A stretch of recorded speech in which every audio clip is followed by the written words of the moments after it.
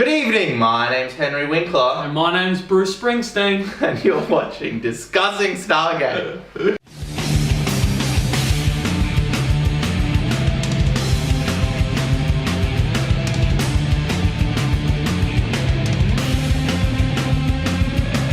So I think that Robert C. Cooper and Brad White. I'm not gonna do a Chinese racist thing now. Oh, Brad White! Kicked off YouTube. Demonetized. They're after me now. I'm off Community Twitter. guideline strike. Yeah, no more Facebook. Nothing. Right. Go on. I think the creators of the show felt like it was getting a bit stagnant with just the Goa'uld all the time. They're a good enemy and they function, but you need some variety. So Robert C. Cooper came up with the Replicants. Replicators. I'm doing well this episode. You're done. It's over. Yeah, well, so sitting down to watch this episode, the season finale of season 3. Yeah. I immediately thought, well, okay, are the Replicators derivative of some other like sci-fi enemy that's come before? Because that happens all the time. Yeah, there are so many ideas in the barrel and they just get recycled and revamped. Revamped and recycled, and that's fine, derivative enemies, again, sci-fi concepts. And, I can't really think of anything, at least not specific, nothing that's apparent or obvious. Yeah. And that's just another great little thing that I think really adds to the Replicators as part of this. And again, as you said, with the Goa'uld, that would get, and it does get a bit like laborious with them after a while. If it was every season finale just fighting the next system lords. Which in saying that, they definitely change it up. They advance what's going on in the Goa'uld world and what they represent as thematically as enemies and stuff. Yeah, that's true. Right, so they do that. But yeah, this is so refreshing.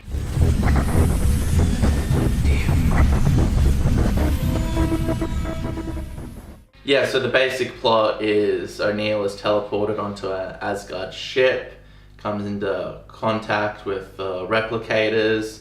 Thor basically tells him that he needs his help to figure it out, which I thought it was weird. Like, did Thor fly all the way to Earth with these deadly beasties on the ship? Or is he just like, I'll endanger Earth? Now, because he did explain that, right? He did explain what it. No, well, so I can't actually remember, but because I thought the same thing upon rewatching it again. Yeah. He did explain that, right? So surely it was either an accident or he did do it on purpose because he needed help. Yeah. Something happened. Yeah. Either or. You think that we just watched it? You think we'd know? No, we were talking. Well, he screwed up royally. He did admit that he screwed up royally. Yeah, that's fair. And he didn't know what he was going to do. So it's just like, I'll teleport O'Neill onto the ship. He'll blow it up and he'll die, but that's alright. He'll figure it out. Yeah. We're all fucked in it. Yeah. But Carter and Tilk end up teleporting back on. Now, I remember back in the day from the special features, and I couldn't track it down to reconfirm it. So I might be wrong here. I might be remembering this wrong. But in the story, Jackson, needs his appendix out, so he's barely in the episode. And that was because Michael Shanks had to get his appendix out. Oh. And they were like, what do we do? The character and the actor will have the exact same problem. I mean... I remember hearing it, and then I tried to find it in the special features, but there's like fucking 200 discs, and I was just like... I'm not doing this. Yeah. It's either a fabrication of your memory or... Well, you gotta do it now. You gotta put the clip there. You gotta do it now. You gotta put the clip there. There's no clip.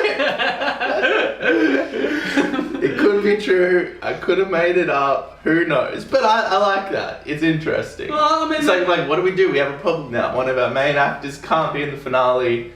He has to get his appendix out. Yeah. Did they explain in the episode that he got his appendix out? Yeah. Okay, yeah. And the Jack dialogue... works in, they have a little, and he's like, yeah, my appendix. No, I mean, I don't care. It works. Yeah. Right. And he wouldn't serve any functional purpose. No, not at all. No, he'd be there with a Spaz 12 or whatever. Yeah. Or his handgun, he'd have a handgun. It's funny, I mean, after everything we've been through these past few years, and of all things, it's my appendix that lays me out. as far as the replicators, again, and you know, there are a lot of... I could go on for ages about how great they are as an enemy. Yeah. And specifically when you look at the entire timeline of dealing with the replicators. I mean, they go all the way through to the end of Atlantis. And they just keep adding more stuff onto it and fleshing out the enemy, and it just gets great. Like at no point, I think maybe in Atlantis it gets a little bit silly, but even then, you know, it's well written and whatnot. Yeah. I think it's and particularly an introductory episode to them. One of the great facets that's immediately apparent is that you've designed an enemy where one of their like weaknesses is basically blasting them with Spaz 12 shotguns. Yeah. Which makes for some great... That final sequence is really like filled with tension. They have a ticking clock element where the SGC is going to blow up the ship if they can't get out. Swarms and swarms of bugs. And the CGI, like 20 years later, I mean, it doesn't look like it was made yesterday, but it holds up fine. Conveys the information perfectly. Yeah, they're swarming in, lots of tension. Carter's teleporting in, the music's going. Bang, bang, bang, yeah. It's just so satisfying to see them just blow up these little bugs.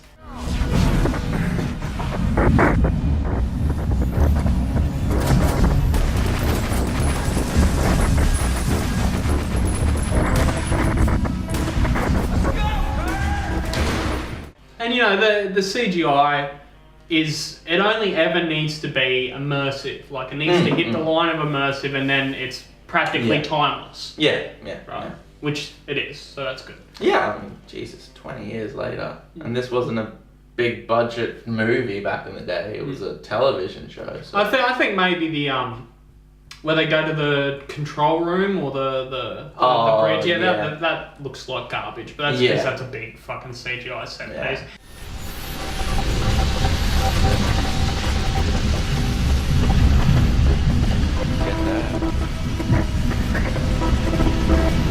The ship looks really good when they zoom in on it, when Tilt goes outside. Yeah. Good music cue and whatnot.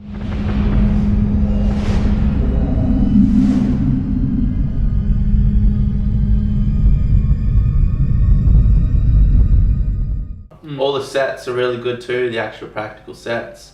Looked like they had a big expansive ship. Obviously they just had like one or two hallways that they filmed the different angles. It's the same hallways they use for the Goa'uld ships and the Goa'uld just like bases. repainted them. Yeah. Changed it up to make it like an Asgard ship. Put more foam, like different foam pieces of it. Got like the Egyptian hieroglyphs off the wall. Made them all there's an Asgard ship. It makes your life easier that probably every ship you're ever going to go on is going to have like flat floors and a relatively like circular. Well, I was thinking hallway. like the Asgardians are like this big. Yeah, all the doorways should be tiny, really. that should have been the thing. That would have been great. The hallways are like from Alien with the and then the air vents from Alien, and they're all like that would have go one at a time. Like Gandalf and Bilbo's like fucking little house rolling around. Just tiny little fucking. Yeah, I mean if they had an infinite budget, that would have been fucking That's funny. mint.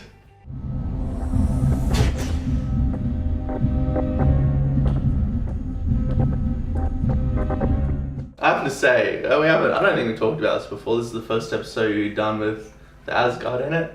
But that practical puppet, it's able to like bounce dialogue off with the actors, and it looks fine.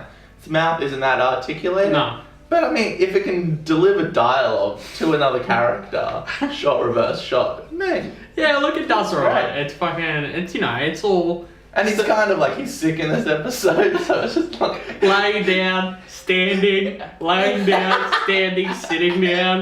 No, and any of the shots that we ever get of the Asgard walking around are really bad. Yeah. They're fucking awful. Yeah. That's why the puppet's always sitting or He's standing. always sick. It's always- They got like the ongoing storyline that they're all clones and that like their genetics is degraded over time, so they just come up with that big story thread just so they can have the puppet not articulated, just laying down. How are we gonna ride our way around this one, boys?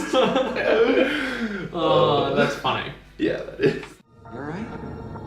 I am dying. What happened? It is, as you humans say, a long story. It looks gross. It looks like a gross It looks a bit alien sticky. thing. Yeah, it's a bit sticky. Which it does. It does. It does look like yeah, a look. I mean, I slime. don't care. It's sufficient. Again, it's enough to be immersive. Yeah. That's all I care about. Yeah. It's cheesy sci-fi. Yeah, 90s fucking sci-fi. In saying that, they've managed to take like the Greys concept and make it look a lot better than what it does in just like the real world concept that we have. With them. They look a lot Well, it's less interesting stupid, that they reuse that within like Norse mythology. It's an interesting combination. yeah, it is cool. Yeah.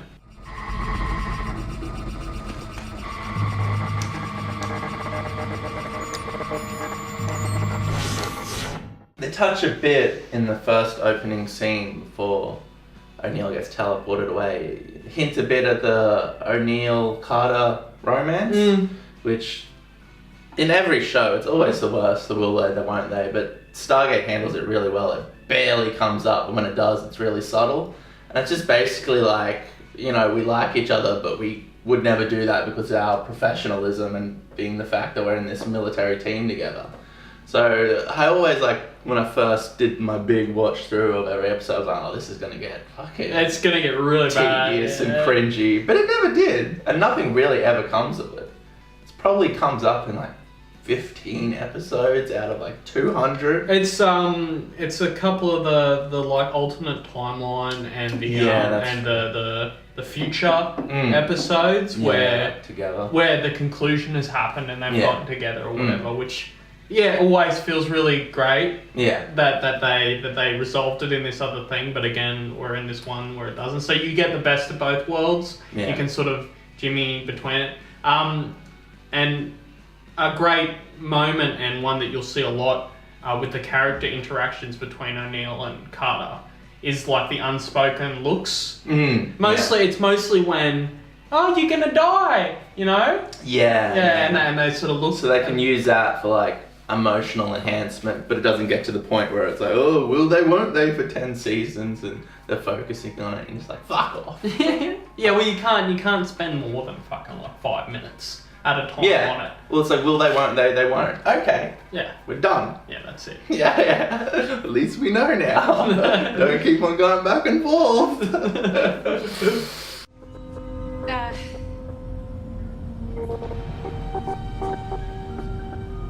Have a good time. Land of sky blue waters, loofahs. Yeah, sure you bet your snookums. Mosquitoes. So they end up teleporting the actual physical Stargate up onto the Asgard ship to get to another planet before it blows up. And they say that it retains enough power from being hooked in for... Yeah, well, they establish another rule now, another in-universe rule. I don't know whether they violate that, because that's what I was thinking. I was like, okay. Well, so normally I praise Stargate for being pretty consistent with its in-universe logic and rules, and so I don't... That's something that I never thought about, whether or not they violated that. Yeah, I don't know if it's come up before or if it comes up after this, but I mean, I guess if it is hooked up to all the SGC equipment, yeah, it could retain power for one journey, but it felt a bit like, oh, come on, guys. You just fucking... There's no DHD or anything. Chuck's just like manually doing it with his hands. Juice X Machina or whatever. Yeah. They're gonna use it to escape. Like you did from the Apophis mothership. It could work. It will work. They'll gate to another planet and then home. You had a DHD, they don't. Even disconnected, there should be enough power to dial out once. Well, so, and again, they didn't distinguish whether it's retaining the power because it's hooked up to the SG stuff, or it would retain the power whether it's hooked up to the SG stuff or a DHD. Right? Yeah. But, you know, it does make sense that it can retain power because it's a superconductor. Yeah, I guess. yeah. Though, yeah, I don't know. And then that creates a whole story thread because that gate goes into the water and the Russians find it and they start their own program. So yeah, they just teleported it onto the ship like, we'll just get the B gate out, no worries. Then the Russians find that one, starts this whole fucking thing. Which is cool. Again, you know, they're juggling, they're still... End of season 3, we're starting to juggle a lot of story threads, and we're starting to set up a lot of stuff that's going to come through. Like, that has implications all the way through the series, which is great. Yeah, that's what you want. great threads that follow through all the seasons.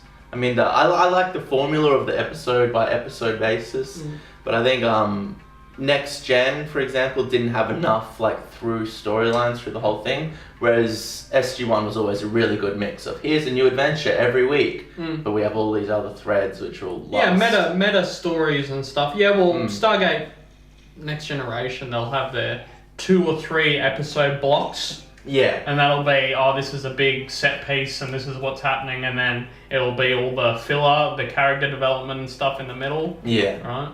So, and yeah, I agree, the huge meta. Yeah, you never get a sense in Star Trek Next Generation that there's... You've got like the diplomatic thing with the Klingons and the blah blah blah. I guess you've got Worf. Yeah. Right? His storylines are actually... And the Klingon overarching, political stuff and... But other than that, it's just like, we're fighting the Borg. The replicators. Stop saying fucking replicants. Blade Runner review. 2049. Yeah, boy. Great movie. They're kind of like the Borg. Like the Borg, that like emotionless, you can't do any diplomacy with them, faceless robot army. And they kind of serve as that, although just they're bugs. So I guess the aesthetic is completely different.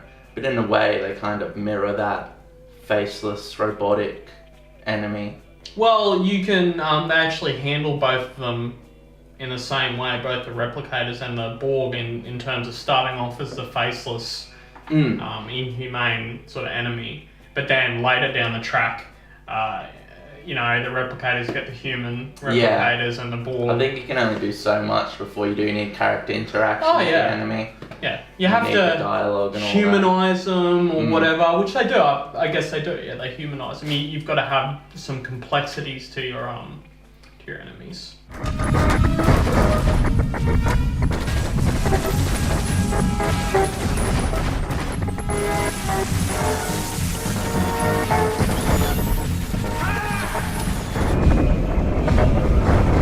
So yeah, basically in conclusion, a lot of effective storytelling here. This enemy, I think, is actually better than the Goa'uld. Oh yeah. I enjoy them more so than the... I think they're better until you get to like Anubis. Yeah. Then things get really interesting with them, and then they interact with each other and stuff like that. So that's... Yeah, well that like season 8 finale where they finally like dust off the rest of the System Lords is great.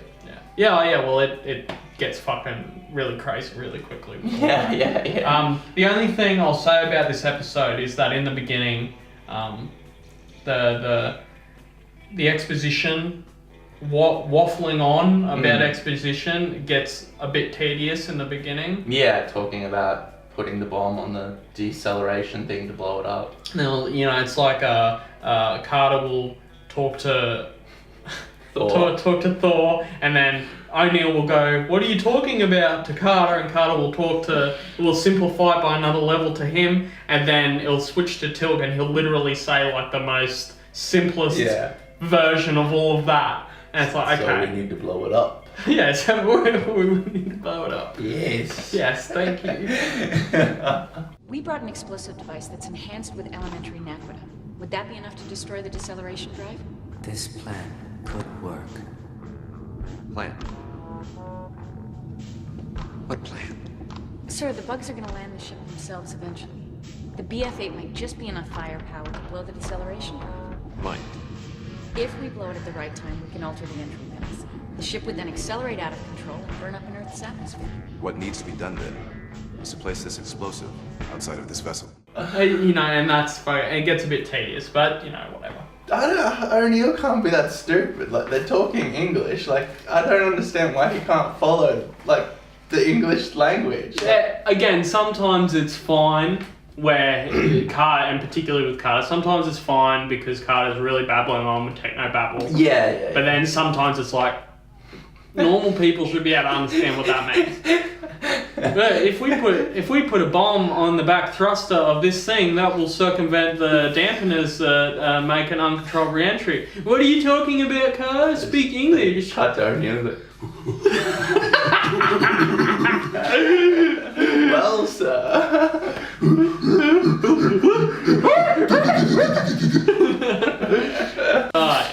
say? I mean, sometimes some episodes it's okay, some episodes it's bad. I think it's a bit bad in this episode. Yeah. But, you know, again, this episode also sets up for the next episode. And the next episode is amazing. And it also gives us all our rules and stuff for our enemies. Yeah, sets up the lore around them. Not really the mythology. But Yeah, just the logic that we'll follow. Yeah, this is how they function, this is how they work.